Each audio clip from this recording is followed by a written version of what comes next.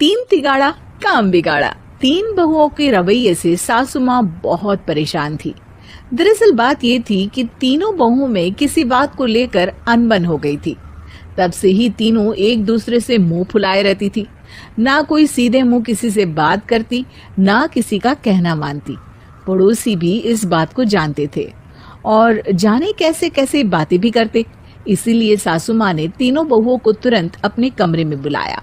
मैं कई दिनों से देख रही हूँ, तुम तीनों अलग अलग सारे काम कर रही हो। ये सब नहीं चलेगा, तीनों को मिलकर ही काम करना पड़ेगा। सास की बात सुनकर एकदम से बड़ी बहू बोल उठती है। नहीं मम्मी जी, मैं इन दोनों के साथ कुछ नहीं कर सकती। मैं इस घर की बड़ी बहू हूँ, फिर भी ये मेरा कहना बिल्कुल भी नहीं मानती। अरे जेठानी जी, जानबूझकर मुझे डबल काम करवाती है आप, और छोटी मुझसे टेढ़े मुंह ही बात करती है। इन दोनों के बीच हमेशा सैंडविच बन जाती है मेरी, और मैं हमेशा आलू की तरह बीच में मसली जाती हूँ। मम्मी जी, इन दोनों को लगता है कि मैं छोटी हूँ तो इनके पैरों तले दब जाऊंगी, लेकिन नहीं, मेरा भी उतना ही अधिकार है जितना इन दोनों का है। बड़ी आई दोनों मेरी चुगली करने के लिए, मुझे क्या कम समझ रखा है।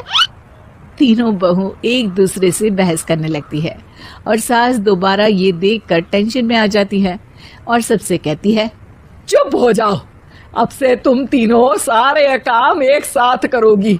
आंख बंद करके एक दूसरे की बात सुनोगी।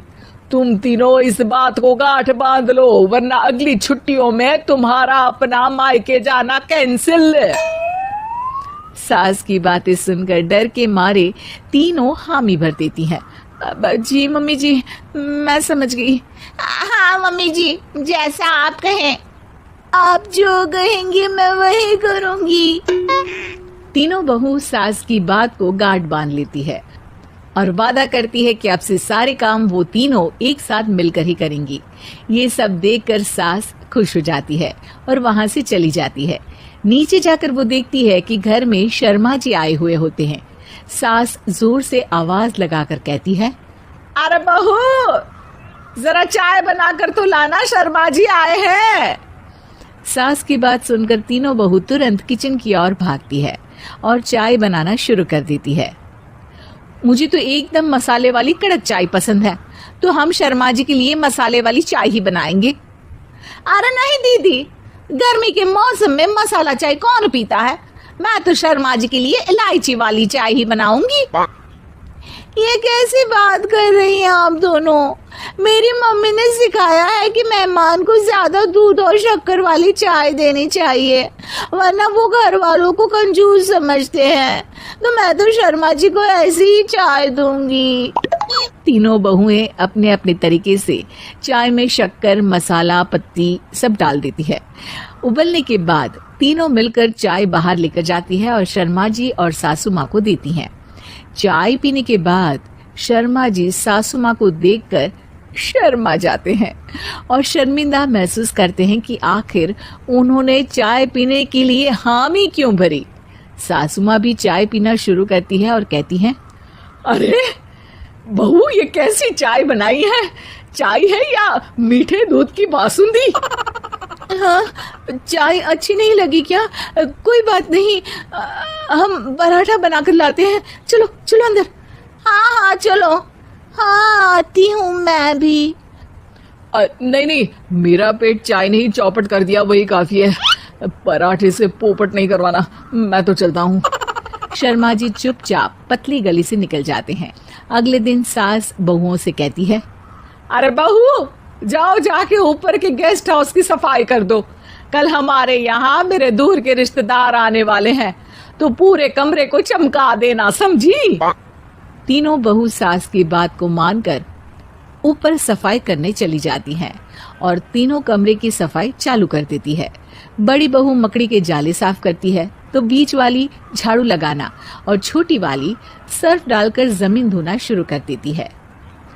अरे दीदी, जेठानी जी, अभी मैंने पूरी फर्श धोई और आप फिर से धूल नीचे गिरा रही हैं। और मछली जेठानी जी, आप बिना झाड़ू की धूल यहाँ छटक रही हैं। अरे तीनों को साफ करना है, एक साथ सफाई करते हैं ना। अरे वही तो, हम साथ साथ हैं, घर साफ साफ है। तीनों बहू ऐसे ही काम में उलझ जाती है और 2 घंटे तक एक ही कमरे की सफाई करती रहती है। बहुत देर से अपनी बहुओं को ना देखने के कारण सास ऊपर कमरे में उन्हें देखने जाती है, लेकिन कमरे में घुसती ही वो गीली फर्श पर फिसलने के कारण नीचे गिर जाती है। ओरी मोरी मैया, हड्डी मरोड़ के रख दी। आए मेरी तो कमर ही टूट गई रे। तीनों बहुएं सास को उठाती हैं और बिस्तर पर सुला देती है। अरे मेरे हाथ पैर दर्द कर रहे हैं, दबा दो आराम मिलेगा। हाँ जी माँ जी।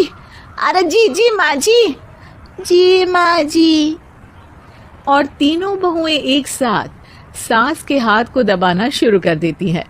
माँ की तो चीख ही निकल जाती है और नतीजा ये होता है कि सास के बचे हुए शरीर में भी दर्द उठ जाता है।